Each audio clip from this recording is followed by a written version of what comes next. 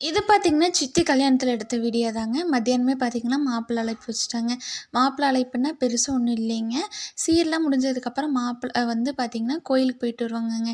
கோயிலுக்கு போயிட்டு வரும்போது பார்த்தீங்கன்னா, பொண்ணு வீட்டுக்காரர் வந்து மாப்பிள்ளைய வந்து அழைக்கிற மாரி இருக்குன்னு வச்சுக்கோங்களேன். நடுவுல பார்த்தீங்கன்னா, நாட்டக்கல் இருக்கும். அது யார் வந்து ஃபர்ஸ்ட்டு வருதுங்கிறத பார்த்தீங்கன்னா போட்டி.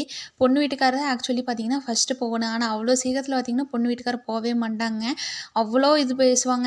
அவங்க என்னம்பாங்கன்னா, பொண்ணு வீட்டுக்காரர்லாம் வந்து, "மாப்பிள்ளைய வர சொல்லுங்க. நீங்க தானே எங்க புள்ளைய வந்து கல்யாணம் முடிச்சுக்கிறீங்க.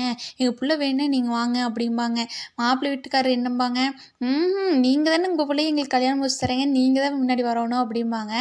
அவ்வளோ நேரம் கிட்டத்தட்ட பார்த்தீங்கன்னா, 1 மணி நேரம் பார்த்தீங்கன்னா, இது நடந்துட்டே இருக்கு. "நீங்க வாங்க, நாங்க வாங்க, நீங்க வாங்கன்னு" சொல்லி, கடைசியில பார்த்தீங்கன்னா, நாட்டக்கால் கிட்ட வந்தோனயுமே அவங்கவங்க மாப்பிள்ளை வீட்டுக்காரர் பார்த்தீங்கன்னா, வெத்தல பாக்கு வச்சிருப்பாங்க.